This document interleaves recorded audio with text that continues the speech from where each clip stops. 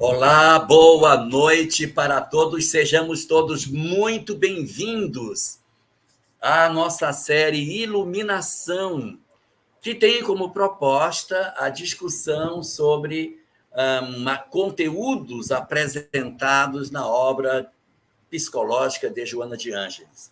Nosso propósito não é o estudo da obra, é o estudo do conteúdo da obra, o que é diferente, porque nós tomamos o conteúdo e fazemos uma apropriação desses saberes dentro de uma lógica que entrelaça várias obras ao mesmo tempo. Nós, então, decidimos pegar as 16 obras e cortarmos essas obras em 4 blocos de 4 obras. 4 vezes 4, 16. A cada semestre, nós estaremos trabalhando 4 obras e o conteúdo dessas 4 obras de forma articulada. Nós estamos hoje na série número 7, que estuda o primeiro bloco de conteúdos. O primeiro bloco de conteúdos é composto pela obra Jesus e Atualidade, que mostra a atualidade do pensamento de Jesus para os conflitos do homem moderno, mostrando que é uma mensagem pujante, atual e perfeitamente conectada com o momento presente que estamos.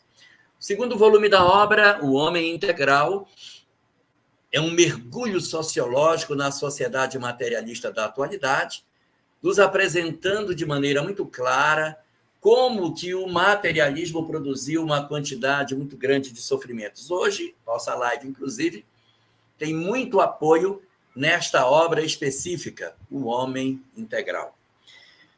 Temos uma terceira obra que também estamos trabalhando, chamada Plenitude, que é um mergulho dentro do pensamento do Buda sobre o sofrimento, analisando o caminho óctuplo que ele propõe e trazendo uma série de outras propostas terapêuticas apresentadas por Joana de Ângeles no entendimento da libertação do sofrimento.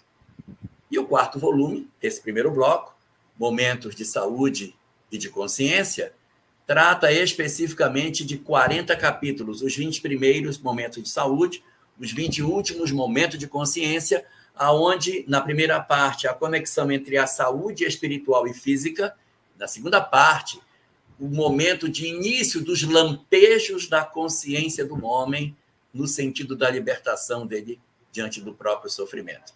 Então, nós pensamos os conteúdos dessas 4 obras e trouxemos dentro de uma maneira que a gente entende que seja uma forma mais didática de apresentarmos esses saberes. Passamos pela parte instintiva, chegamos à fase hominal, falamos sobre a chegada das religiões, falamos sobre o homem não ter entendido essas religiões, e essas religiões todas acabaram sendo transformadas em instrumentos de dominação, e então o homem se jogou no chamado Império das Imperfeições. Hoje a gente vai pegar daí para frente para fazer um mergulho e uma reflexão mais aprofundada desses aspectos, para que a gente possa, de certa maneira, entender isso de forma mais clara. E nós temos hoje, de Cascavel, Adriane Bacarin, que está conosco, e de Sevilha, na Espanha, Jane Nixon. E a gente vai hoje, então, começar essa nossa discussão pelo primeiro ponto aí que a gente estava comentando, Jane, sobre esse processo de início de vida, em termos de vida como criatura humana no planeta, e essa sedução imensa pela imperfeição que nos acometeu desde o começo da nossa história, em que o início da nossa civilização foi bem perturbado em função dessa paixão pelas coisas materiais, né? Exato. Olá, primeiro boa noite a todos. Como sempre, um prazer estar do lado aqui da Adriane, claro, e do Elahá para a gente conversar um pouco, né, tentar traçar esses conteúdos. Eu acho que é uma pergunta que sempre a gente se faz, né? É inegável, e a gente já até analisou isso aqui, a importância da matéria para a gente passar por essa jornada, né? A gente precisa da matéria. Mas chegou um momento, eu imagino, isso aí eu na minha ingenuidade, eu imagino que deve ter começado com fogo. Eu acho que esse fogo, né, com essa atração que tem o fogo, eu acho que o primeiro descobriu o fogo, aí um estava lá com, eu quero esse para mim. Porque a gente tem essa coisa com o material, eu quero para mim. A gente começa a ser seduzido pela materialidade. A gente entende, é engraçado porque, engraçado não, curioso, que nós somos seres gregários, né? Nós deveríamos ter dentro de nós isso de compartilhar, mas por alguma razão a gente acaba querendo ter isso para a gente. Então, se a gente for analisar toda a nossa evolução como sociedade, a gente vai vendo como a gente se deixa de seduzir pela matéria e como a gente vai querendo cada vez mais ter. E aí, um que inventa uma coisa nova, engraçado que não é para compartilhar, né? E a gente vê isso desde criança. Eu tenho, você não tem. O ser humano tem a tendência a fazer isso. E aí o outro quer. E a gente vai nessa busca do que é o material sem se importar com outros valores que são intrínsecos, que são nossos. A gente vê que até mesmo como a gente começou, né? A gente começou a viver em sociedade, a gente começou a viver junto, um protegendo o outro. Então, o natural seria que nós continuássemos nesse caminho de compartilhamento, né? Dessa união. E justamente pela matéria, pela sedução com as coisas da matéria, é que a gente vai se afastando um do outro. E como a inteligência se desenvolve muito mais rápido do que essa parte moral, já, né, foi uma pergunta que sai no livro dos espíritos, o Kardec pergunta e os espíritos falam, a gente começa a utilizar a inteligência em função de como eu posso fazer mais objetos materiais e como eu posso conseguir mais. Então, a materialidade vai se sobreponendo à materialidade, fazendo com que a parte moral, a parte espiritual, vá ficando, né, cada vez mais afastada da criatura humana, contrariando a sua natureza, já que somos espíritos, somos seres espirituais, vivendo uma experiência material, uma experiência carnal, e não o contrário. Exato. Esse nosso início de história foi um início de história muito difícil, porque nossa dificuldade de entender o espiritual era muito frágil. E o mundo material nos seduzia muito. E por essa razão, Deus, preocupado com o andamento das nossas trilhas, no sentido da felicidade, da nossa evolução, percebendo a fragilidade da criatura humana diante dos inúmeros convites da vida material, nos trouxe de maneira muito robusta, de maneira muito fecunda, uma série de manifestações religiosas que se derramaram por sobre todos os povos antigos. Nós temos essa expressão de religiosidade nos diferentes povos, mas aconteceu uma coisa muito surpreendente, Adriane, é que mesmo de posse de um conhecimento espiritual que a gente teria, a gente não conseguiu tratar esse conhecimento espiritual na direção que ele deveria ir e acabamos indo numa direção equivocada, né? E aí, o que acontece em função desse processo de equívoco na leitura da espiritualidade? O homem se joga numa série de experiências muito complicadas em nome da fé.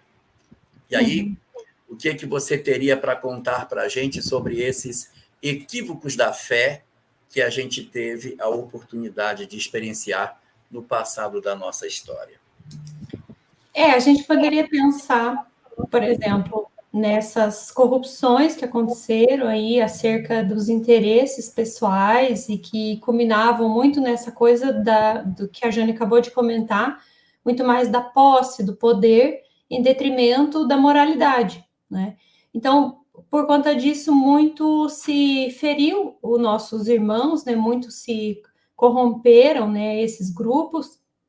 Com isso, a religião ela acabou ajudando muito pouco, né? Não contribuiu muito para que esse homem crescesse. E esse homem acaba, então, por se lançar nesse império das imperfeições, porque que a gente tem chamado em algumas semanas já, né, para falar sobre o que acontece a partir daí quando ele se afasta desse campo mais protegido, nesse campo da direção. E ele se afastando das leis divinas, ele adentra no campo das imperfeições. Então a gente percebe ali a intolerância, abusos, por conta também do fanatismo, né, que produziram várias reações contrárias, que fizeram, a partir do século XIX, muitas doutrinas materialistas. E essas doutrinas materialistas acabaram por também trazer a destruição das religiões, o que acaba por também adentrar num quadro social muito complicado, né, que é a descrença de si, descrença de Deus, descrença do futuro.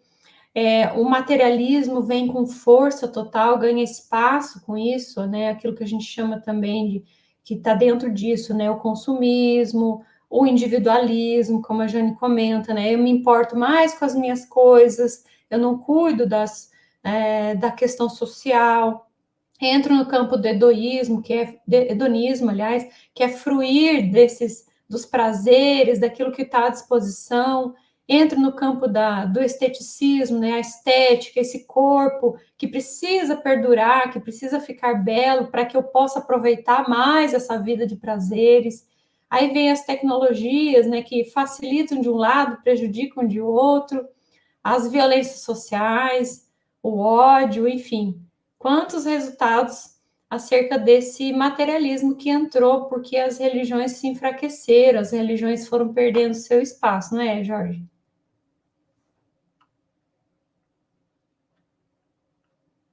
Está desligado. Teu áudio. Nós tivemos uma chance de ouro na história, que foi usar a religião para a nossa libertação. Puxa, a gente não pode nem dizer assim, mas as mensagens não chegaram em mim. Nossa, foram inúmeras as oportunidades que nós tivemos de ter o contato com essa questão espiritual. Inúmeras mesmo, inúmeras. O Espiritismo fala muito das 3 revelações, mas essas 3 revelações são as revelações universais, são as revelações que vieram e que a humanidade, no sentido mais geral, teria a condição de absorver. Mas, se eu for contar todas as revelações que chegaram para cada povo, para cada lugar, para cada ambiente, para cada segmento da sociedade, para cada etnia, meu Deus, é um incontável o número de revelações.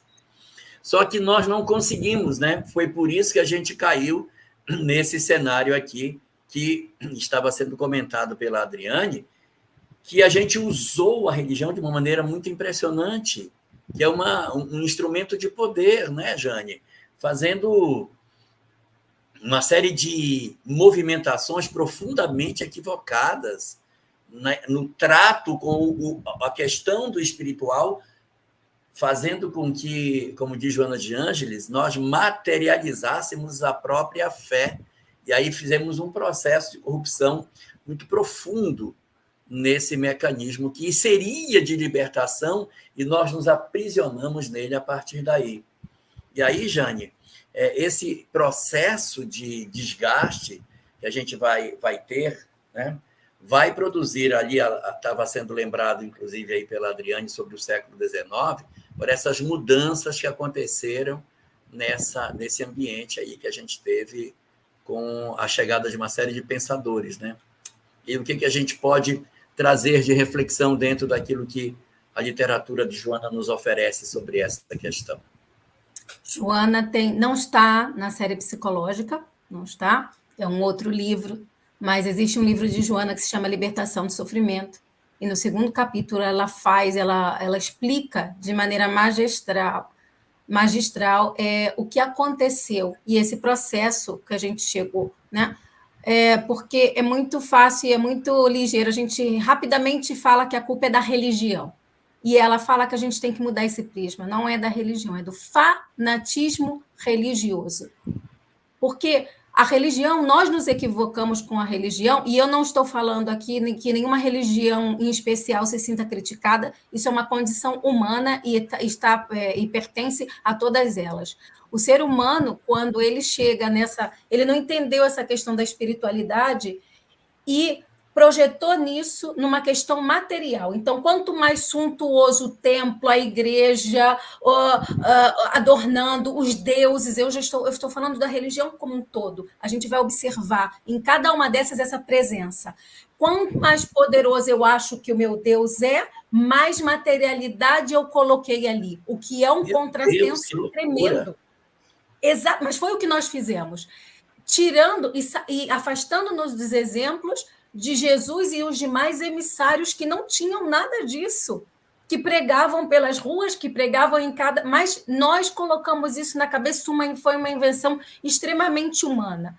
Então, a Adriana até lembrou disso, isso conecta de alguma maneira com poder. Claro, quem maneja isso, quem maneja verdadeiras riquezas nesses templos que estão espalhados por todo o mundo, maneja poder. Uma das coisas que nos seduz. Então, Joana fala que o que acontece? É o fanatismo, porque a gente vai ver que cada vez que o ser humano pegou uma bandeira de uma religião que acreditava que deveria ser a dominante, o que fez foi estraçalhar a outra.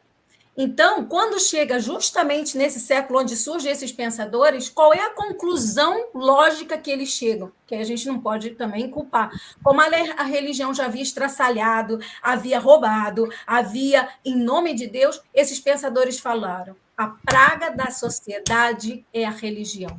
Se nós queremos crescer como sociedade, se nós queremos estar bem, o que é que nós temos que eliminar? A religião.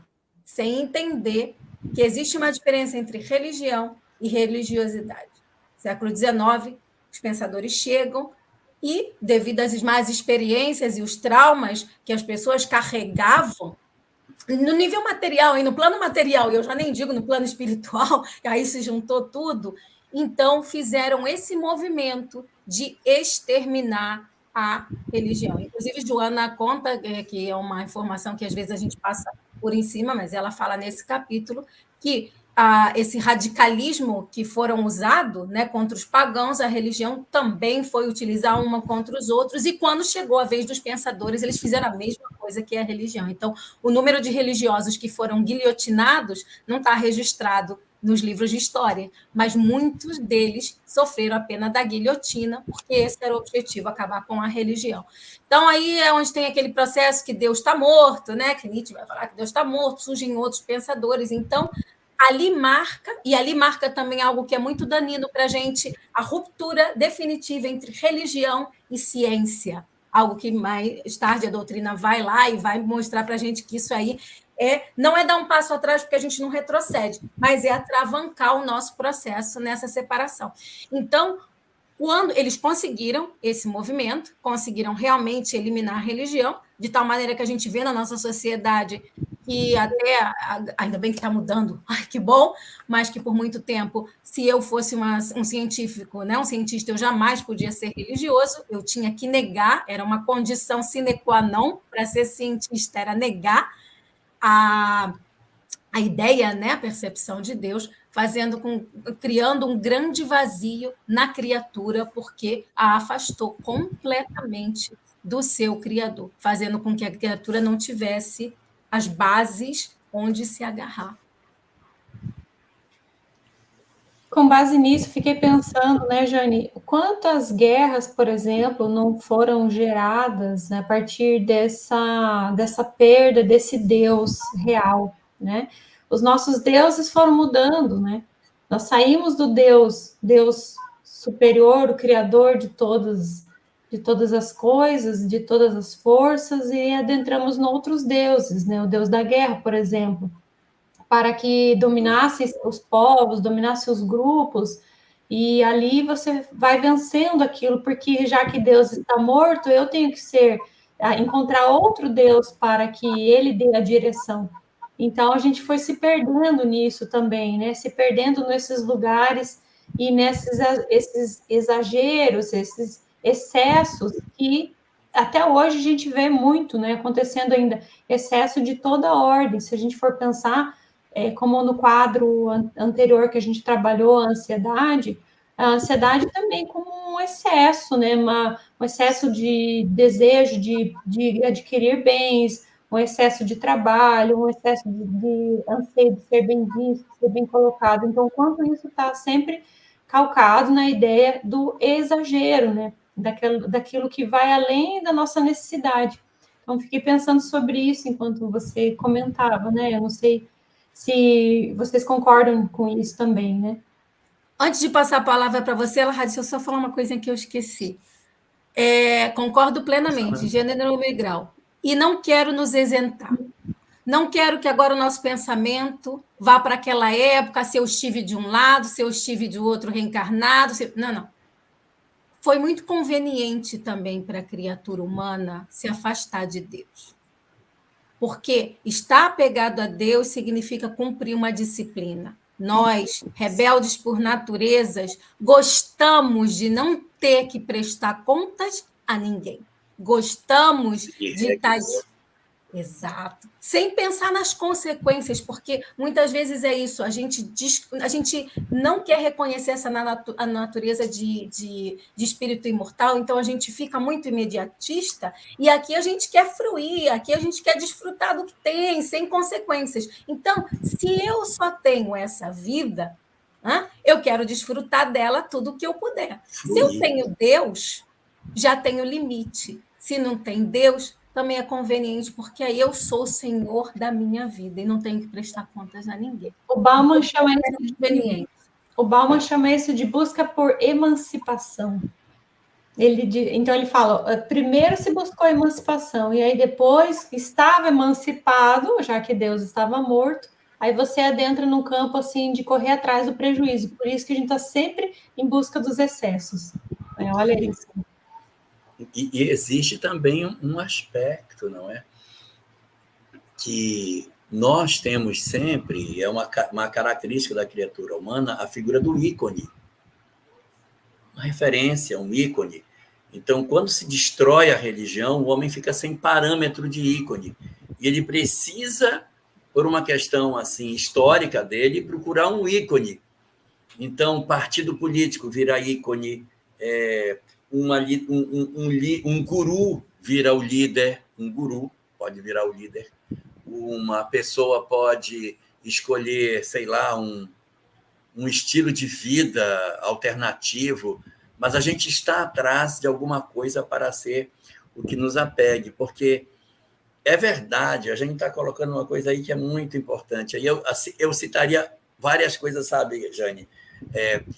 Por exemplo, as pessoas que foram torturadas e que foram mortas, os bruxos, os médios, né, chamados bruxos, que foram queimados, as guerras que foram produzidas, os absurdos em termos de conduta social hipócrita que a gente criou durante esse período, as regras de comportamento sexual que foram estabelecidas para as pessoas nesse período medieval, que as mulheres ficavam submissas de uma forma inimaginável, realmente dentro de um processo que não tem nem como você admitir uma coisa dessa. Então, tudo isso nós fizemos. E quando os observadores externos olhavam, diziam, foi a religião que fez. Uhum. Então, a gente consegue até entender a razão pela qual existia tanta rejeição, existe ainda tanta rejeição pela religião, pelo fato dos equívocos, não é, que foram cometidos ao longo desse tempo. E nós temos uma série de práticas que a gente nem sabe que elas estão ligadas à religião. Por exemplo, essa coisa de que quando o professor entra na sala, os alunos se levantam, não tem? Não era assim? O aluno estava na sala. A Adriane não pegou essa fase, mas na minha época, você também não, Jane. Vocês não pegaram, mas assim, o professor entrava na sala, os alunos ficavam de pé. Bom dia, professor. Aí, ok, pode sentar. Todo mundo sentava. Isso está na Torá. Isso é da Torá, isso é do judaísmo, isso é uma prática judaica. Toma bênção bença mãe, bença pai. Isso é uma prática judaica que vai construindo. Quando chega nesse período, mas por que isso? Por que tem que ser monogamia? Por que a pessoa tem que ter que casar com alguém para ter um relacionamento? Por que... Então, todos os conceitos que, de certa maneira, estavam estabelecidos dentro dos princípios judaicos, para quem quiser saber onde é que está essa questão do levantar, Levítico, capítulo 19, versículo 32. 32. Levantar-se diante dos professores e dos idosos, tá? Está lá. Tem que respeitar. Então, essa postura, ela vai sendo questionada. E houve um período em que surgiu uma obra chamada A Enciclopédia, produzida pelos enciclopedistas. Os enciclopedistas, o que eles fizeram? Então, vamos escrever as coisas sem o toque da religião, porque os conceitos que eram apresentados eram conceitos profundamente tisnados de religião. Vamos escrever sem o viés da religião. E aí mandamos ver. Boa noite, meu querido professor Antônio Caruso. Seja muito bem-vindo. Que saudade, meu Deus. Seja muito bem-vindo à nossa live. Muito bem-vindo. Que bom ter notícias suas. Então,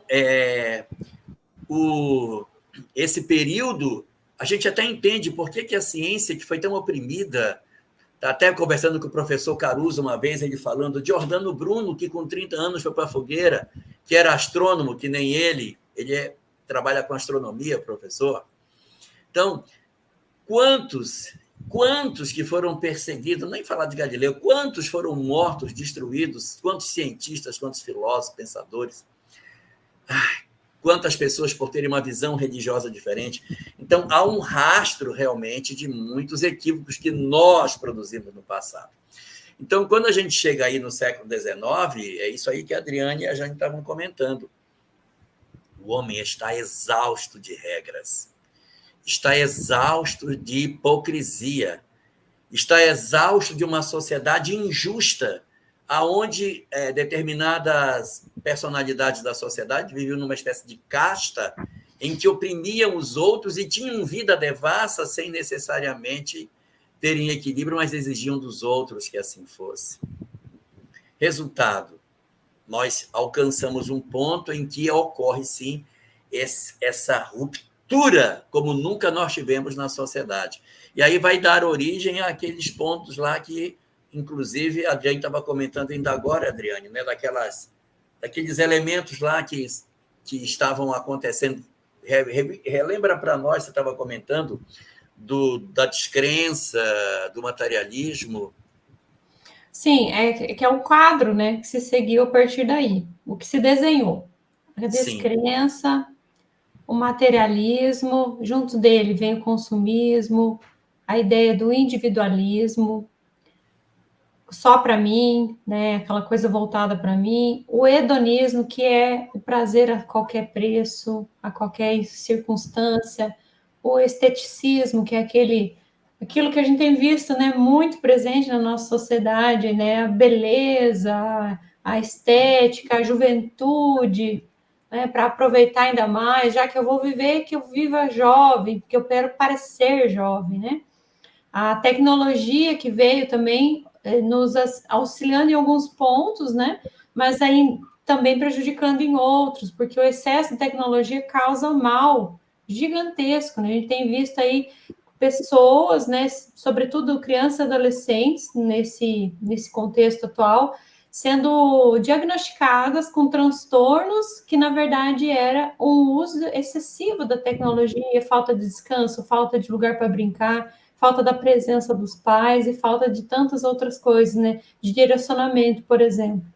E isso também, além disso, né, a violência, que também é resultado desse materialismo, desse consumismo, tudo isso, e o ódio, que foi falado, né, vocês falaram na semana passada. Muito do ódio também. É verdade. Olha, Joana de Ângeles, no livro Homem Integral, no capítulo 2, no capítulo 1 já no primeiro capítulo, ela traz a seguinte informação: o excesso de tecnologia e de conforto material nas classes superiores e as desigualdades nos guetos têm produzido a promiscuidade e a falência do materialismo arrogante. Ou seja, de um lado, uma determinada classe social encastelada em todos os prazeres e confortos, e um outro grupo de pessoas segregadas nos guetos, sem a menor condição de acesso a bens e direitos, provocando com isso a falência desse modelo de sociedade que se tentou criar, não é? Essa forma de organização que se tentou estabelecer aí com essa proposta.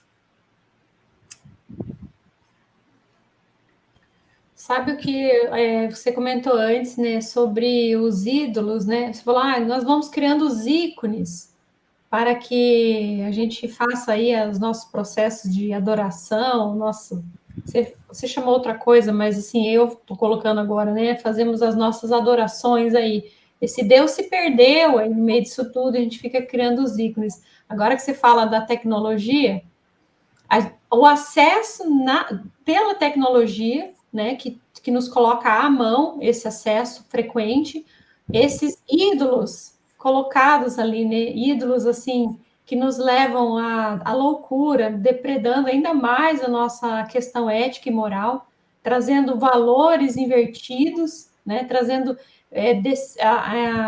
ideias corrompidas, propósitos de degradação social, e o quanto vem sido fortalecido isso e enfraquecido o contrário, né? Aqueles valores da família, os valores da perseverança, os valores morais, os valores que deveria ser passado pela questão religiosa, como a gente estava comentando antes, né? Que são aqueles que a gente aqui na doutrina espírita sempre traz, né? Então, o quanto essa experiência também, por exemplo, de ter esse Deus para essa necessidade da experiência religiosa, que é um processo inato nosso, como esse Deus se perdeu, quanto a gente insere por exemplo, a droga e outros vícios no lugar, como é o caso do sexo também, né? Coloca no lugar desse Deus, então, para que tenha ali uma experiência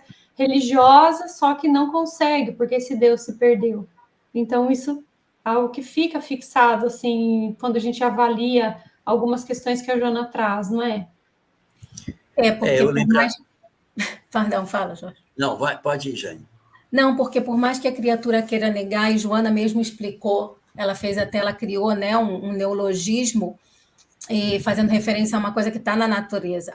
Ela explica que todos nós estamos submetidos ao deutropismo. Ela pega, né, essa questão da semente, por exemplo, que é o heliotropismo, né, que não importa você onde coloca a semente, ela vai sempre dar o jeito dela de buscar a luz, né? Então, Joana cria esse termo deutropismo. Nós sempre temos essa necessidade. Não estou falando de nomes, não, eu estou falando de uma questão muito mais profunda. Ela fala, e até a Adriana colocou muito bem essa questão da adoração, é uma questão interna. A criatura sente que ela tem que se elevar, ela tem que ter. Então, quando a gente arranca isso, ou tenta arrancar, já seja porque o nome não gosta, né? Enfim, quantas pessoas, né, eu escuto falar, não posso falar de Deus, mas eu falo do universo, não posso falar de não sei o quê, mas eu falo de energia, eu falo de força, demonstrando que toda criatura, por mais que ela não queira, é um fenômeno natural. Então, quando a gente nega essa questão da religiosidade, a gente nega, vamos chamar de Deus, a gente está fazendo um movimento contra a corrente, a gente está indo contra a nossa própria natureza. E não funciona em contra a nossa natureza. Então, é como fica aí um buraco e a gente tem que preencher. E daí a gente já começa a preencher com qualquer coisa. Cada um vai preencher com uma coisa errada e que está sempre e que não preenche. Enche, mas não preenche. Porque o único caminho que a gente tem é esse caminho da verticalização, da espiritualização. Nós precisamos desse contato, porque já que nós não somos matéria, somos espírito, nós necessitamos dessa espiritualidade. Jesus ensinou, né? Vamos parar em todas as vezes que Jesus se afasta, que Jesus vai se conectar. E aí o pessoal fala, não sou Jesus. Não somos. Mas todos nós precisamos desse momento de elevação, desse momento de conexão com o que é real. Por que nós estamos tão loucos? Por que a sociedade está tão perdida? Porque nós perdemos o contato com a realidade. Porque a realidade material é a ilusão. A nossa realidade é a realidade espiritual. Perdão, cortei. Não, o que eu queria comentar naquela hora era sobre a questão dos ícones, né? Que às vezes você vê pessoas que são extremamente famosas, que têm milhões de seguidores. Nossa, essas pessoas na área da música, elas colocam uma música, essa música é assistida por centenas de milhões de pessoas que assistem várias vezes. E aí você vai ver qual é a mensagem que esse ícone está passando para as pessoas. E você vai descobrir que esse ícone está transferindo para nós a ideia do desequilíbrio, da promiscuidade, da prostituição, do desvalor do afeto. Então, é uma tristeza muito grande, porque na sociedade materialista, eu preciso de ícones. E a minha igreja, onde estão meus ícones, não é mais o templo. A minha igreja agora é outra. É o templo do prazer. Não é mais em busca da realidade. Eu vou em busca do prazer material. Então, quando a Adriane estava lembrando a questão da estética, é porque nós ficamos muito aficionados no corpo físico. Nós queremos ter um corpo perfeito. A imagem.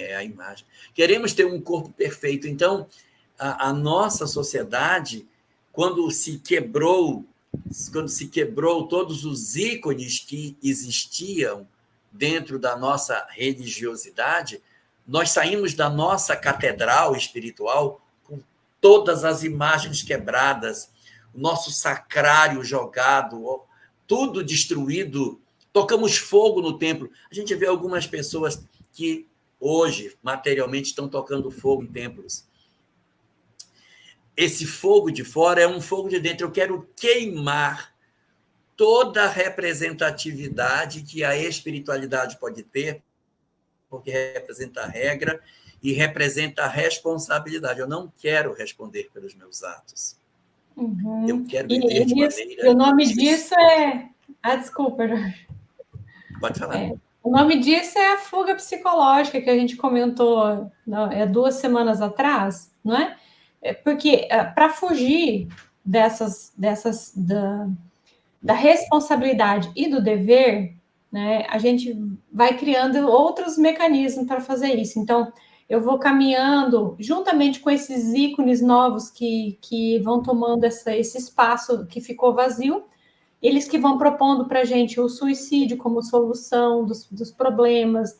Você comentou antes, né? Aqueles que têm vários seguidores, não só... Você falou dos artistas, que é uma classe, mas nós poderíamos ter aqueles que são... aqueles que influenciam os grupos, não é? E eles têm lá vários seguidores. Dali a pouco você toma conhecimento que a pessoa se suicida. O que isso gera na psique desses jovens, dessas crianças, muitas vezes, que têm acesso a isso? A eutanásia, né? Do sofrimento ali, para que ficar no sofrimento? Além da questão do aborto, não é? E tudo isso é mecanismo de fuga. Eu estou fugindo dessa realidade, a Jane comentou antes, né? Às vezes a gente coloca entre aspas, né? Ficou bom essa coisa da religião ter se ausentado, porque a gente tem a sensação de liberdade. Só que, na verdade, a Joana fala que liberdade só se tem quando se amplia a consciência. Não é eu fazer o que eu bem entendo, que eu adentro num campo de liberdade, eu entro no campo da libertinagem, que é muito diferente.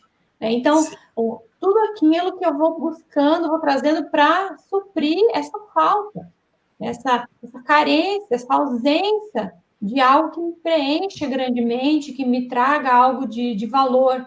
Né? Porque, como a Jane bem colocou, muito bom essa colocação da Jane, porque o que a gente está falando da experiência religiosa é da experiência interna do indivíduo, não necessariamente ligada a uma religião A ou B. Ela pode ser desconectada, inclusive, disso, mas a experiência espiritual, a experiência religiosa, que é inata, porque o próprio Kardec traz isso para nós, né? A lei de adoração como algo inato do ser humano. Então, nós temos sim, Jânio, bem colocado da tua parte, essa necessidade. E se a gente foge dessa nossa natureza, fica faltando alguma coisa. Aí, o tempo todo tem carência de amor, tem carência de presença, tem carência de toda ordem, e fica ali tentando preencher com outras coisas, né? Eu queria trazer dentro dessa discussão aí que a gente estava fazendo, um aspecto sobre como que a gente lida de maneira bem interessante na atualidade com as nossas imperfeições. Por quê? Nas lives anteriores, a gente veio falando das imperfeições humanas. Sim, egoísmo, medo, fuga, nós sempre tivemos essas imperfeições. Só que, assim, numa comparação grosseira, é como se essas imperfeições existissem, mas a religião, com todos os equívocos que ela possuía, ela era uma barreira, como se fosse um dique, e por baixo do dique passava um pouco das imperfeições, porque boa parte da loucura humana ficava contida pela religião, que dizia, não, faça isso, não pode fazer isso, mas vai fazer isso. Aqui também tinha excesso, tinha perturbação, tinha loucura, mas se segurava o dique da imperfeição. Quando chegou o século XIX, esse dique foi dinamitado. Foi dinamitado o elemento que dizia, isso aqui você não vai fazer, isso aí. Põe a mão na consciência. O dique explodido, todo o mar de imperfeições que estava, de certa maneira, retido pela leitura crítica que a gente deveria fazer sobre a própria vida, acabou. Então, uma aluvião de imperfeições tomou a humanidade de uma vez só, como fosse assim, a ruptura de uma barreira. E nós estamos assistindo hoje, não hoje, mas a gente vem assistindo desde do século retrasado, uma onda crescente de perturbação, de loucura, de degradação, e assim, não estou falando no sentido moralista, isso não, mas uma degradação da qualidade de vida das criaturas. Como nós estamos muito mais infelizes hoje do que no passado. Como nós somos almas muito mais torturadas no presente do que éramos no ontem, ou seja, a retirada da religião, com todos os defeitos que ela tinha e que não eram poucos. Mas quando a gente retirou esse elemento, nós lançamos o homem num processo de sofrimento que ele nunca viu antes, porque nós nunca tínhamos vivido no ateísmo. Nós nunca vivemos no ateísmo. E na hora que nós tiramos Deus e destruímos todos os templos e ridicularizamos a fé, nós saímos para as praças e dizendo, acabou a regra, acabou o limite das condutas, nós podemos viver como quisermos. Então, a gente experimenta, nesses últimos 200 anos, um afrouxamento dos laços familiares, uma falta de sentido de propósito de vida no momento que a gente está vivendo.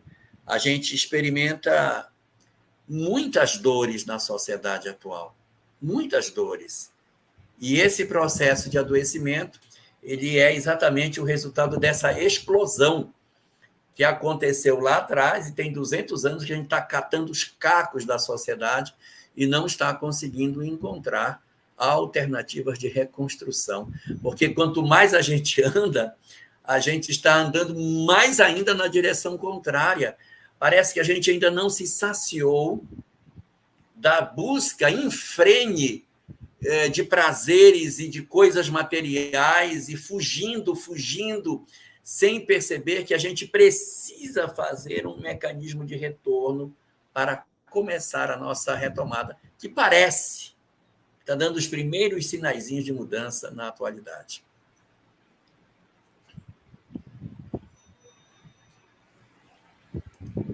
Uma coisa que daria para acrescentar, né, nisso tudo, porque a gente está falando de comportamento, né? Estão falando agora de comportamento. Mas aí eu fiquei pensando também, não só na questão comportamental, mas naquilo que vem a partir disso, né? O que decorre disso. Que as ideias, né, do o medo, a fobia e os vários transtornos que decorrem disso, porque quando eu entro nessa sociedade que ela se apresenta dessa forma, que acaba, de certo modo, uma comparação entre si, né? Você compara-se com um ou com o outro, se você é tão bonito quanto, tem tanto sucesso quanto, se você consegue alcançar o nível desse ou daquele. Então, o quanto isso acaba prejudicando também, porque eu adentro num campo adoecido, neurótico, né?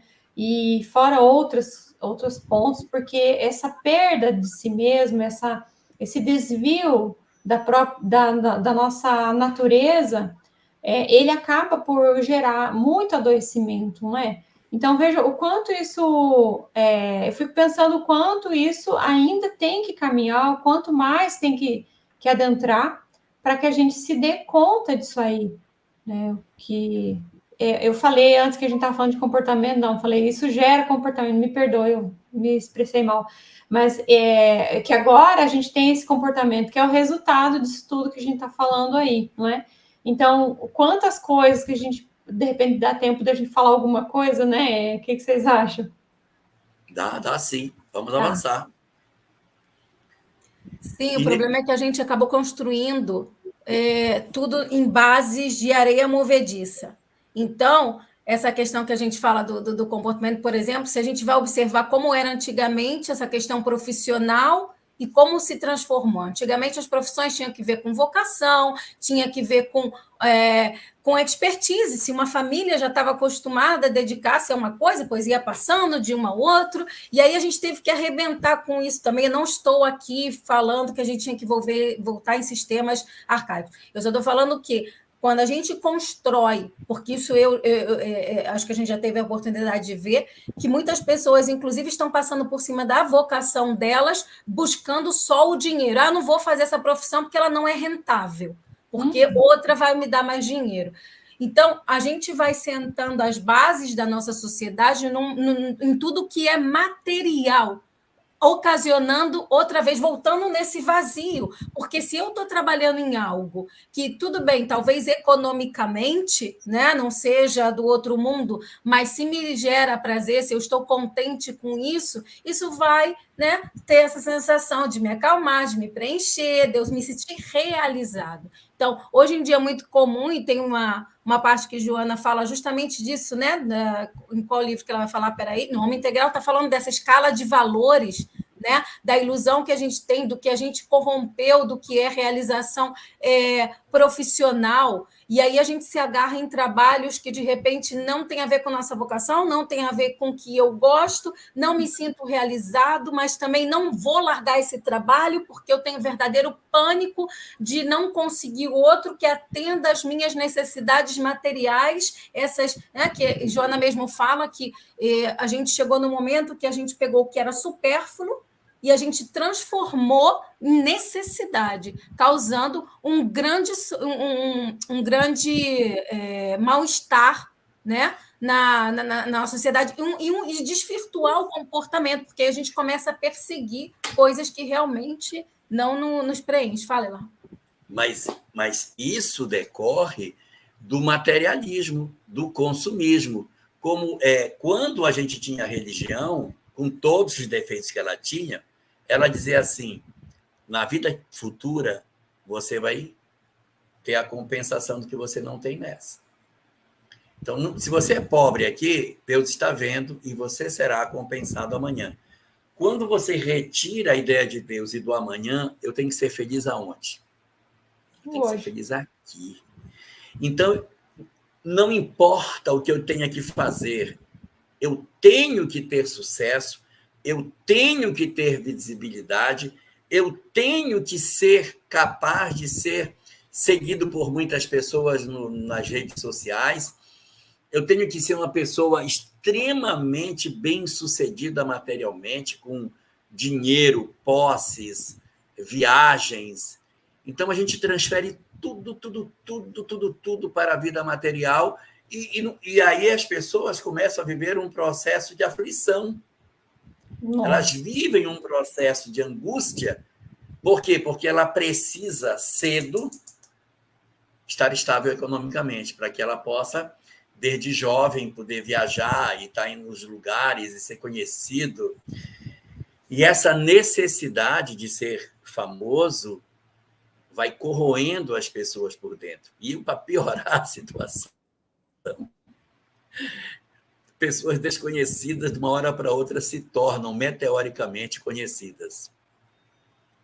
Aí o cara diz, deu certo para ele, tem que dar certo para mim. Eu vou conseguir também. Então, não é mais o estudo, não é mais uma carreira, não é mais, como a Jane falou, uma profissão, uma vocação. Não. É alguma coisa. Eu vou explodir no sentido de sucesso e, a partir daí, uma música que eu vou criar, é um vídeo que vira um meme, é uma apresentação minha em algum lugar que será vista por milhões de pessoas. Ou seja, eu estou atrás do momento em que eu vou explodir para o mundo para ter as posses materiais, para ser bonito, ser rico, ter tudo. E projeta as pessoas num cenário que Joana de Ângeles trata no livro Alma Integral como sendo os 4 perfis da sociedade atual. Esse é o primeiro dos perfis. O perfil das criaturas ansiosas, não é isso, Adriane? Mas eu fiquei pensando, só para trazer também, que isso tudo entra num campo de ilusão tão grande, né? Num campo de ilusão, porque tem várias características da personalidade ou fatores que, às vezes, levam a determinada pessoa a atingir um ápice de sucesso, de fama ou campo financeiro, enfim, e que, de repente, não está no meu métier de competências, não está no meu grupo ali de questões, que, de repente, se eu fizer as coisas que ele faz, eu vou alcançar. Não necessariamente. Talvez eu não consiga adentrar naquele campo, porque o meu para quê é outro, né? Então, eu entro num campo de ilusão e vou me oprimindo com aquilo, vai me trazendo muita angústia, como você diz, né? Porque eu não alcanço aquilo. Então, a minha autoestima vai ficando também rebaixada, porque, de novo, né, eu retomo aquela ideia de como eu estou saindo da onde eu deveria ir, que é da responsabilidade e do dever que eu deveria cumprir, eu estou saindo disso e estou entrando num campo de ilusão, eu pago um preço muito alto, muitas vezes na própria vida, né? E aí tem aquela frase, né, que diz de que vale o homem ganhar o mundo e perder-se de si mesmo. Então, ele se perde dele mesmo. E aí, o que adianta? Pode até alcançar um lugar, um status, alguma coisa assim, e aí ele diz assim, tá, e o que isso deu certo, né? O que isso aconteceu? A gente tem vários exemplos que deram certo, aliás, que aconteceram isso e que não deram certo, ao contrário, porque chegaram na fama e não tinham valor moral, não tinham fortaleza moral para suportar o que vem junto com a fama, né? Sim. Não é? As propostas que vêm, os adoecimentos, as loucuras que vêm tudo junto, é um pacote só. E a pessoa não suporta aquilo. O preço que ele paga é alto demais e paga, às vezes, com a própria vida. Porque não só se perde, mas também pode morrer com isso. Perder a vida em todos os sentidos, né? Literalmente e emocionalmente falando, né? Enfim, quis colocar isso, que eu acho que é uma coisa que é interessante.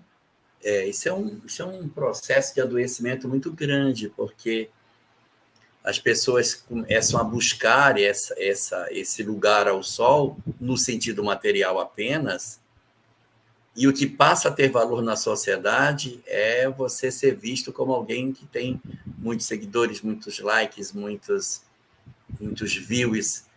Então, a gente acaba criando para nós uma circunstância de adoecimento, que gera dentro disso um primeiro quadro que Joana fala, que é o quadro dos ansiosos. Aí tem um segundo quadro, Jane, né? Que é um quadro que decorre também, que a Joana desenha para nós como reverso dessa medalha da ansiedade. Você quer comentar para a gente? Sim. A ver, me corrija porque eu confundo o segundo e o terceiro. Mas o segundo grupo é o grupo que fala, eu não vou chegar. Não é? Eu não vou conseguir. Isso não é da minha ossada, eu não vou. Então, se a gente tem no primeiro grupo os ansiosos para chegar, aquela fome, o segundo grupo já vai ser os depressivos, os apáticos, isso não é para mim, eu não sei o que estou fazendo aqui, eu não vou conseguir, eu não vou chegar. Né? Então, que também é algo bastante patológico, porque ninguém tem que chegar no mesmo lugar. Né? Cada um tem o seu lugar ao sol, mas não tem que chegar. Aí a gente tem o terceiro grupo. Aí o terceiro grupo fala, eu não vou nem tentar. Isso aí, né? Eu vou nem entrar nessa. Aí se rebela, quer arrebentar com tudo, sabe? Quer ir para o caminho contrário só porque sim. E tem aí, a Joana fala do quarto grupo, que esse grupo é menorzinho, e esse grupo é onde a gente está tentando chegar, que é o grupo dos iluminados, o grupo que já entendeu o lugar que cada um tem, né? Onde vou chegar, o grupo que entende que não é uma questão nem só de capacidade, porque esses outros grupos, né, assim, o primeiro e o segundo, enfoca tudo nessa questão de capacidade, se eu tenho ou não capacidade de conseguir, se eu posso ou não. O terceiro já nem tenta, mas o quarto entende que talvez agora, nesse momento, o meu foco é em determinadas coisas, que não quer dizer que eu tenha capacidade ou não, mas é uma questão de foco. Agora eu vim trabalhar isso, eu sou um ser imortal, depois eu vou trabalhar em outros pontos. Então, esse é o nosso objetivo, chegar nesse grupo, parar, e o efeito comparação que a gente tem é um efeito muito danino. E eu vou resgatar o que você falou, Elahá, essa questão do DIC, que algumas pessoas acabaram de... Tem gente que até foi correndo, beber água, jogar água na cara quando você falou desse DIC, tem gente que, pelos traumas, né, ficou desesperado com essa questão do DIC. Mas a parte desse DIC de continha tinha uma coisa que alguém vai falar para mim, Jane, que coisa mais pueril, mas que o ser humano necessita. Gente, vamos fazer um exame de consciência. Nós ainda somos crianças espirituais, nós necessitamos dessa esperança, desse alicente, que amanhã vai ser melhor, que isso não é nessa, é na próxima. A gente precisa disso. Quando rompeu esse dique, onde está? Onde está esse de que amanhã vai ser melhor? Tem uma frase que a gente às vezes repete muito, e até às vezes estou sarcástico de brincadeira, ou a gente não. Mas que isso, para a alma humana, que nós, como criaturas, isso é o maior consolo, que Deus proverá. Essa certeza de que tem alguém que sabe muito mais que eu e que me ama e que me cuida e que vai fazer com que eu só passe por situações que eu realmente necessito. Isso é um consolo que a gente ainda vê em algumas pessoas, gente que, né? Mas está tem saúde, não sei o que. Não, se Deus quis assim. E a gente, às vezes, até critica, que fala que frase mais pueril, que pessoa mais boba, né? A gente com essa herança, com essa coisa do século XIX aí que a gente traz, que coisa mais boba. Mas não, isso é um lenitivo para a alma. E quando a gente se afastou disso, a gente se inclui. Porque ele não é só século XIX, ele é século XIX, século XX, século XXI. Nós ainda estamos vivendo isso. As taxas de adoecimento só fazem crescer, né? Só cresce. Mas é por isso, porque a criatura fica correndo, né? Igual quando você, né, fica correndo de um lado para o outro, porque a gente está indo contra a nossa natureza, por mais que a gente queira se rebelar, por mais que a gente não queira depender dessa questão de religião, e aí é até um conselho bobo, né? A gente tira, quem tem trauma, a gente respeita, a gente entende, a gente sabe, né, das barbaridades que a gente cometeu. Tira a religião da equação. Religiosidade, elevação, contato com o ser espiritual que eu sou, a se afastar dessa materialidade que aprisiona, que nos seduz, mas que nos leva a ter sensações equivocadas, porque elas são passageiras, elas são efímeras. E se isso não fosse verdade, aquele que está com um montão de dinheiro... Porque quantas pessoas lutam para chegar a um patamar de ter muito dinheiro, chegam no topo, não sou feliz, tenho vazio, me suicido, me drogo ainda mais. Quantas e quantas pessoas alcançam o êxito material e não são felizes. Então, essas pessoas, infelizmente, são exemplos claros e reais para a gente que esse não é o caminho. Não é. Não é, porque senão a gente não teria o adoecimento da sociedade. Porque hoje em dia se faz mais dinheiro mais rápido. Antigamente, você não era dessa época, não, Elahá. Mas antigamente, para alguém ficar milionário, nossa senhora, o que tinha que fazer? Honestamente, hein? Por favor. O caminho fácil sempre existiu. Mas honestamente, hoje em dia foi o que vocês estavam comentando. Eu faço um vídeo, fico viral, eu sou rica. Da noite para o dia. E por que essas pessoas não são felizes? Né? Como a Adriana comentou, porque uma pessoa dessa que está no topo se suicida. Aí a pergunta é, em que topo ela está? Que é o que falta nessa pessoa, que ela tem tudo de material e não é feliz. Então, quando a gente está numa sociedade que muita gente, é verdade, muita gente não tem nada, não tem nem o essencial, mas a gente vê, e aqui, né, a gente vê nas sociedades modernas, a gente vê em países, né, desenvolvidos, né, que tanta gente tem tudo de material e tem um vazio, que a Joana chama de vazio existencial, tão grande, que leva essas pessoas à loucura, ao suicídio, a uma infelicidade extrema. Então, eu acho que já está mais do que provado que esse não é o caminho. Então, está na hora da gente refazer o caminho de volta a casa, né? Sem dúvida. Olha, nós temos umas perguntas para responder. Elas estão a parábola do filho pródigo, né, Jane? Vamos retornar para o pai, que estamos comendo muitas alfarrobas. Tá difícil, né? Vamos lá? Nós temos algumas perguntas aqui. E a Denise Conte começa dizendo: tudo que passamos por causa da religião e opressão acaba causando essa crise de ansiedade. Vai saber o que passamos, né? Ei, Jane! Olha, Denise, é tão complicado, porque a criatura é tão complexa, que se a gente tivesse ficado só de um lado, aí a gente ainda falar, coitadinho, fiquei só de um lado, tomei todas as trauletadas de um lado. Mas o pior é que a gente é tão horrorosinho para aprender, isso tudo vem, porque aí a gente vai, vieram, me massacraram, né? Em nome da religião, vieram massacrar a minha tribo. Aí eu vou lá, né? Um exemplo, nem todo mundo passa por isso, mas, por exemplo, vamos inverter, né? Inversão reencarnatória para a gente amar. E o que eu faço é exatamente o mesmo com o outro. E a gente fica nesse ciclo. Então, nós somos um emaranhado de tanto experiências de opressão como de termos sido os que oprimimos. Então, isso faz, assim, uma mistura tão grande e a gente não percebeu que não importa se a gente oprimiu, se a gente foi oprimido, o que a gente tem que fazer é consertar, tanto de um lado como de outro, porque se eu oprimir e na outra, né, se eu fui oprimido e na outra oprimi, significa que tem um desequilíbrio, porque muitos foram oprimidos e foram capazes de perdoar e saíram dessa roda, né? Ou da mandala, como o Rabin nos explica. Olha, ainda tem um detalhe, né? Não gera só ansiedade, gera também muito materialismo, porque muita gente que é distância de religião odeia exatamente pelos processos de opressão que sofreu. E só uma coisinha, e é uma coisa, só rapidinho, e é uma coisa tão assim que se a gente for investigar, a gente vai analisar, aí as pessoas voltam dentro da própria religião e dentro dessa religião modifica as coisas e copia o que o outro fez, e aí você vê que só mudou de nome, mas é o mesmo comportamento. Só uma rapidinho para vocês entenderem.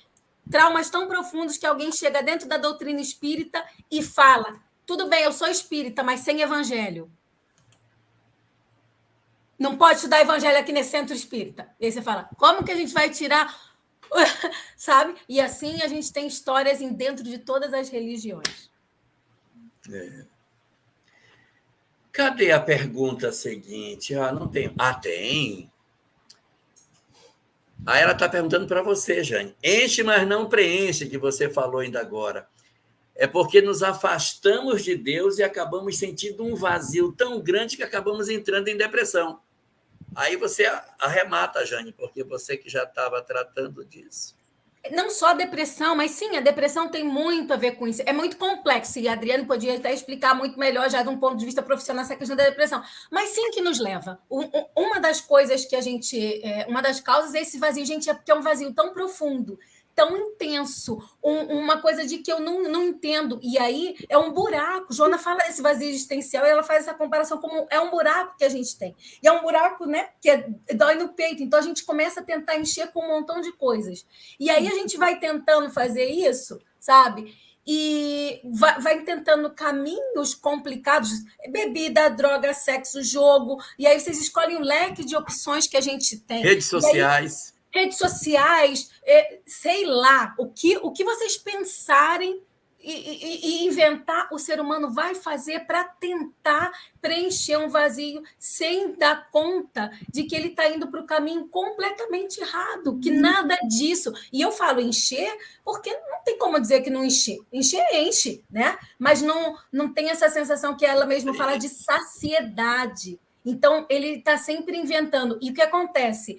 Quando eu tento encher esse vazio existencial com algo que não funciona, eu vou aumentando cada vez mais o risco, eu vou aumentando essa necessidade que eu tenho de buscar felicidade nessas coisas. Então, até eu não quero criticar, mas, por exemplo, Joana, e são palavras dela, não minha, essas pessoas que são viciadas em esportes extremos, que chegam ao risco de, né, arriscar sua própria vida, é justamente isso, essa busca dessa adrenalina, dessa emoção, que, na verdade, uma oração, a adoração, esse contato com a espiritualidade preencheria plenamente. Vamos ver aí se temos mais perguntas. Temos. Isso acontece porque a sociedade diz que para sermos felizes tem que ter dinheiro, ser rico. É isso mesmo, dona Adriane Bacarin? É porque a gente tem uma sociedade muito pautada na aparência, se a gente for ver, né? Nós comentamos antes da questão da imagem. Então, eu faço um processo, né, de demonstração que a minha vida é uma vida perfeita, o quanto eu usufruo dessa vida com viagens, com coisas materiais que eu compro, com casas, com carros, com, enfim, né? Eu vou criando uma rede de que as pessoas projetam em mim algo que elas desejariam ter. E essa projeção, ela aparentemente, ela dá uma ideia de assim, nossa, as pessoas gostariam de ser como eu sou, mas no fundo elas invejam.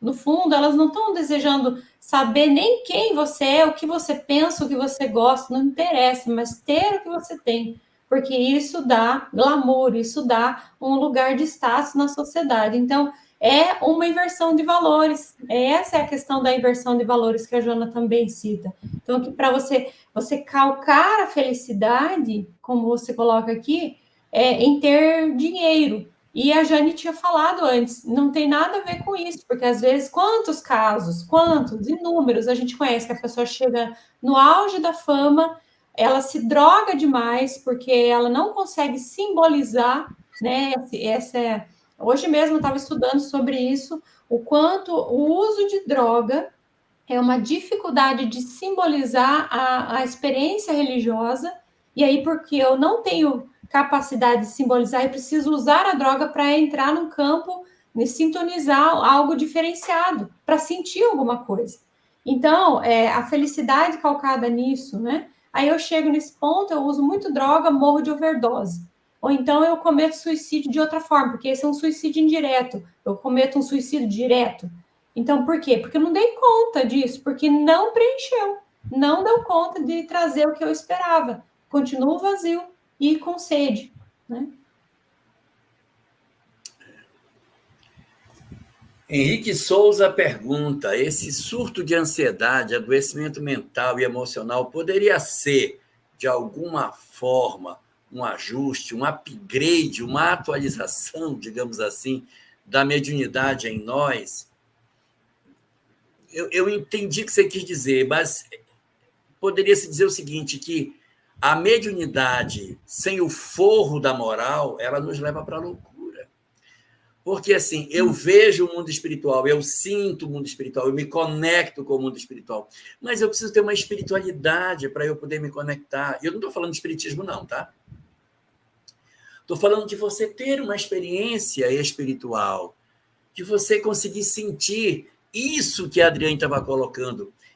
Vou falar uma expressão assim muito religiosa, essa experiência com Deus, para que você não precise de uma droga para dizer, nossa, eu senti um negócio. Mas quando você, e isso é muito comum, pessoas que vivem dentro do ambiente religioso dizem, eu tive uma experiência com Deus. Eu senti uma emoção, foi uma coisa indescritível, assim, um negócio que me tomou por dentro, eu queria parar de chorar, eu não conseguia, foi uma felicidade, uma alegria. Eu não precisei da droga para isso. Exato. Por quê? Porque eu tive um experimento, uma entidade que se aproximou de mim e que me transferiu uma emoção que as palavras não são capazes de definir. Não é assim, dona Jane? Jane que sabe esse negócio. Então, né? Aí, o que acontece? Nós, quando estamos distantes dessas experiências espirituais, a nossa mediunidade está aberta, já a porta continua aberta. Agora, quem vai passar por essa porta? Então, passa pela porta outras entidades perturbadas que nos sugerem desequilíbrios. Aí a gente vai ter ansiedade, adoecimento mental, emocional, tererei, tererei. Não diria que seria um upgrade ou uma atualização, mas o resultado da chamada mediunidade sem Jesus, porque a mediunidade com Jesus, a gente sabe como é que é. Agora, a mediunidade sem Jesus, esse negócio aí desse processo de adoecimento. Eu posso fazer um comentário, Jorge? Não tem a ver só com... Não tem só a ver com essa colocação do Henrique, mas as outras, né? Aquela que a Jane respondeu, por exemplo, da depressão, e essa outra fala que eu fiz também, pegar tudo isso aí, né? Os transtornos mentais, o sintoma, a depressão, a ansiedade, tudo isso aí, a gente podia pegar num grosso modo, tá? Claro que tem que avaliar caso a caso, ver as particularidades e tal, mas num grosso modo, se a gente fosse pegar e colocar, todos eles são um chamado, de alguma forma. A alma pedindo para retornar, né? A alma pedindo para, olha, meu filho, você saiu do caminho, venha para o caminho de novo. Então, é uma outra forma de ser ouvida. Então, se a gente olha por essa via, a doença como um caminho de realização, um caminho de direção, ela vai dando um norte para a gente bem interessante. Só quis fazer esse comentário, né? Porque a depressão, principalmente, ela é um chamado para a vida total, assim. Verdade. Como nós podemos sentir o poder da fé? Lendo o capítulo 19 do Evangelho segundo o Espiritismo, a primeira mensagem chamada Fé, Mãe da Esperança e da Caridade. Se eu, diante dos ataques da vida, dos golpes, eu não perder a esperança de uma doença, numa separação conjugal, num adoecimento por conta de luto, numa mudança muito profunda na minha vida, num golpe que a vida me traz, e eu dizer assim, vamos manter a serenidade, porque isso aqui tudo é passageiro e vai dar tudo certo no final. Então, se eu tenho a esperança, é um indicativo de que eu realmente estou nutrido pela fé. Mãe da esperança e da caridade.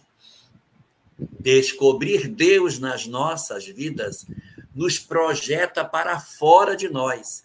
Observe, e daí a Adriane, que não me deixa dizer isso sozinho, mas as criaturas, quando deprimem, o que elas fazem? Elas se recolhem. Embotamento afetivo, né? Ela se recolhe. Uhum. E, geralmente, ligado ao processo da falta da fé, da depressão está a falta de fé. Então, houve a redução da fé, a criatura se recolhe. Houve a fé, a criatura se apresenta. Então, ela é mãe da esperança e mãe da caridade. Pergunte para você mesmo como tenho me comportado nos golpes que a vida me dá. E, segundo, tenho me escondido das possibilidades de colaborar na minha sociedade? Se eu disser sim para a possibilidade de que eu seja, assim, de fato, alguém que está resistente, resiliente aos golpes da vida e que não me escondo diante das possibilidades de ser útil, eu estou sendo, sim, iluminado pelo poder da fé.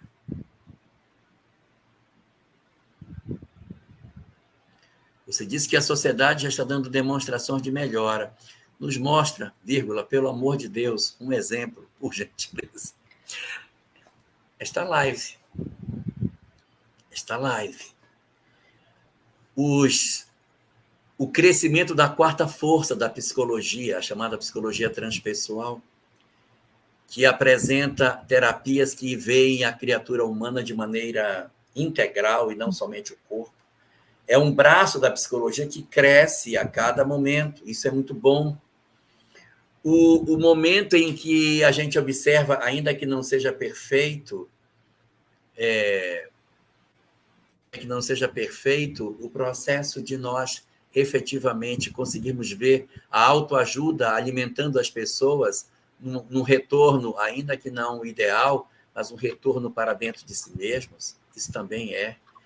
A ciência materialista, tirando a capa da soberba para tentar começar a estudar de maneira séria e decidida o que é a experiência de quase morte, a percepção da sociedade como um todo. Nós precisamos falar sobre suicídio, nós precisamos tratar as pessoas adoecidas.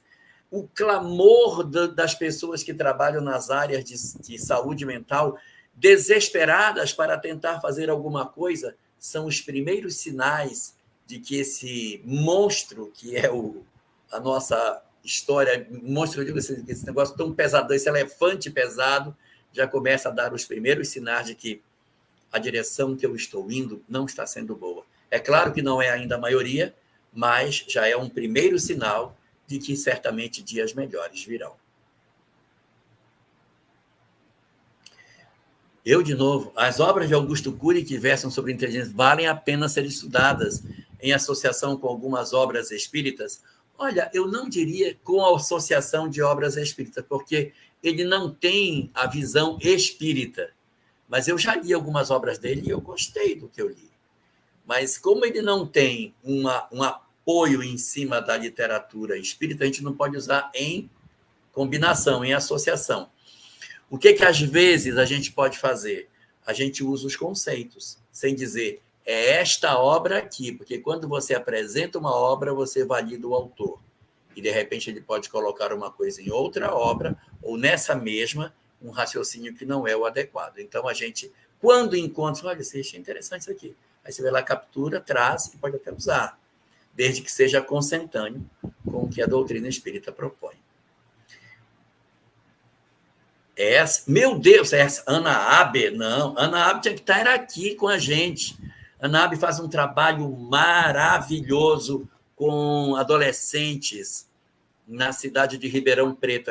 Ela espírita, mas ela trabalha numa instituição católica, fazendo trabalho social na Igreja Católica. Movimenta todas as ferramentas que o poder público tem para recuperar. Inscreve no CadÚnico. Coloca em tal programa. Usa as ferramentas sem precisar estressar a casa espírita, porque às vezes a gente estressa demais quando tem uma rede de apoio muito grande já estabelecida pelo poder público. E aí Ana Abe, poderosíssima Ana Abe, pergunta como orientar os jovens de hoje que são engolidos pelas redes pensando que a maioria não tem a religiosidade como norte. Quer saber? Semana que vem a gente vai abordar isso de maneira mais efetiva, Ana Abe. Não perca e atravesse a rua olhando para os dois lados, para você estar conosco aqui. Porque se olhar para um lado só, pode passar um carro. Atravesse a rua olhando para os dois lados, para que na próxima semana você esteja conosco. Vamos para a última. Eu deixo essa para vocês duas. Eu acredito que o grupo social dita muito do nosso comportamento, mas não podemos esquecer que a sociedade somos nós. Se a que frequentamos não dá certo, por que não mudamos para outro grupo? Me fez pensar, Vânia, na questão da influência, né? A gente se coloca na condição de receber influência de terceiros, dos outros, uma influência de algo negativo, de algo ruim, que a gente citou aqui algumas vezes, mas por que não nós sermos, de fato, como você coloca, se nós também somos partes dessa sociedade, por que não nós influenciarmos o contrário, não é? Então, claro, talvez a gente vai sentir um sentimento de solidão em alguns momentos, porque a sensação é de que a gente está falando uma linguagem de que os outros não entendem, né, em um primeiro momento, a sensação talvez de estar nadando contra a correnteza, né? Porque estamos indo, de certo modo, de forma diferente, né? Ao contrário, vamos colocar assim, dessa sociedade, mas não importa, né? O que é interessante é a gente não vender a alma, né? A gente não entregar a alma para essa passividade, essa omissão de aceitar simplesmente e não se colocar de forma contrária, não se colocar de forma diversa. Então, perder a oportunidade de apresentar um outro modelo, ou como diria Jesus, apresentar a outra face da mesma situação. Por que não a gente não aproveita a oportunidade e apresenta, então, né? Então, acho que é isso mesmo. A tua pergunta já traz essa direção. Eu concordo contigo, viu, Vânia? Quer responder, Jane, essa? Vamos lá. O que seria uma pessoa que tem uma tristeza interna, mesmo não sendo depressiva e não consegue identificar o motivo? Tem uma vida normal. Seria um tipo de personalidade ou algo espiritual? Olha, aqui a gente teria duas vertentes, Cláudia, que eu aproveito para mandar um beijão, que faz muito tempo que a gente não coincide. Vamos ver você por aqui, seja bem-vinda. Se a gente for ler no Evangelho, o capítulo que fala da melancolia, a gente entende muito essa questão. Tendo em conta, a gente tem que considerar que nós somos espíritos, a gente veio aqui, a gente sabe que quando a gente reencarna, a gente tem aí algumas coisinhas que a gente deixou pendente, a gente tem coisas que aprender. Então, muitas vezes, essa tristeza interna que a gente traz é justamente por estar aqui sem querer estar aqui. Ou sentimentos de culpa, de arrependimento, porque, querendo ou não, a gente está em contato com pessoas, né, que às vezes a gente machucou, então a gente arrasta essa culpa, arrasta essa tristeza. A Adriana, inclusive, sabe melhor que eu que ela trata com pessoas que vêm, que você olha, né, Adriana, para a vida delas e, em teoria, está tudo bem, e é uma tristeza profunda que a gente traz de outras vidas. Isso é uma possibilidade, que eu diria que é o primeiro que a gente tem que analisar. Tem muitas pessoas que sofrem dessa melancolia, que sofrem dessa tristeza que vem com essa culpa. E tem também, eu diria, tipo de personalidade, eu não diria tanto do que é a personalidade, porque quando a gente fala de personalidade, a gente não tem tempo de falar muito disso, mas da persona, isso é algo que a gente monta e tal, e geralmente quando a gente monta, a gente não monta para esse lado de tristeza, né? Geralmente isso é algo que vem e nos sobrepassa. Existe algo de espiritual? Pode ser. Né? Na verdade, como ela fala, eu tenho 3 oportunidades. Tem essa primeira, que é só meu, que eu trago arrastando de outras vidas. Pode ser uma influência espiritual, pode ter aí uma sensibilidade mediúnica que faz com que eu capte o sentimento desse espírito. Pode ser perfeitamente possível. Isso ocorre muito, da dica, né, que a gente pode ver de diferença, se essa tristeza é muito frequente e ela desencadeia em mim pensamentos e sentimentos, é muito provável que seja minha. Se ela é repentina, vem do nada, em alguns momentos pontuais, se é mudanças de humor, a tendência é que seja eu estou captando algo do espírito. E pode juntar, falando muito assim, para a gente entender, a fome com a vontade de comer. Pode ser meu, e eu ainda aproveito, atraio alguém que vibre na mesma sintonia, e aí é para acabar. Aí fica a coisa mais complicada ainda. Gostei da tua resposta demais, Jane. Eu queria só aproveitar o ensejo e eu mostrar para as pessoas, esse livro aqui não é um dos que a gente está tratando. Vitória, é ótimo esse livro. Que esse, Clau, para ti, que é estudiosa, porque a gente sempre vê você nas lives, né? A Joana, no prefácio dessa obra, Vitória sobre a Depressão, ela explica o que é depressão. E aí ela amarra isso como uma questão espiritual. Não é? Então, assim como você diz, excelente a resposta da Jane, não tira uma vírgula, a questão de vários fatores, né? Mas quando é o campo depressivo, ela também associa com a questão espiritual. Na maioria dos casos, ela diz que isso tem uma ligação porque nós nos tornamos uma antena psíquica adoecida. E como ela diz que sempre tem a ver com o espírito, né? Então, não existe doença, existe doentes. O espírito é o doente. Então, ela traz 30 temas para tratar desse espírito. Então, muito interessante. Eu acho que é uma boa dica, né? Para quem gostaria de se inteirar mais do assunto. Ela não, quando ela fala Vitória sobre a depressão, a gente acha que vai achar um manual ali. O que fazer com. e ela fala de curar o espírito. Então, não tem muito para onde fugir, né? A gente tem que ir para esse campo mesmo. Ai, e agora? Qual será o conteúdo? Eu acho que eu sei do que está falando, né? Quando fala da providência divina, eu acho que tem a ver com uma fala minha, eu acho. Tá. Então, porque eu associo a isso, né? Se não, me corrijam, por favor. Mas claro que sim, que tem a ver. Quando a gente está falando dessa questão natural do ser, né? Que vem, a gente estava falando da questão do eutropismo, que é algo natural, que a gente vem tão natural como as leis que vêm escritas, as leis naturais inscritas na nossa consciência. Sim, quando a gente crê que Deus está no controle, né, dando o nome que quiser, que tem a providência divina, que tem tudo isso acalma o nosso coração.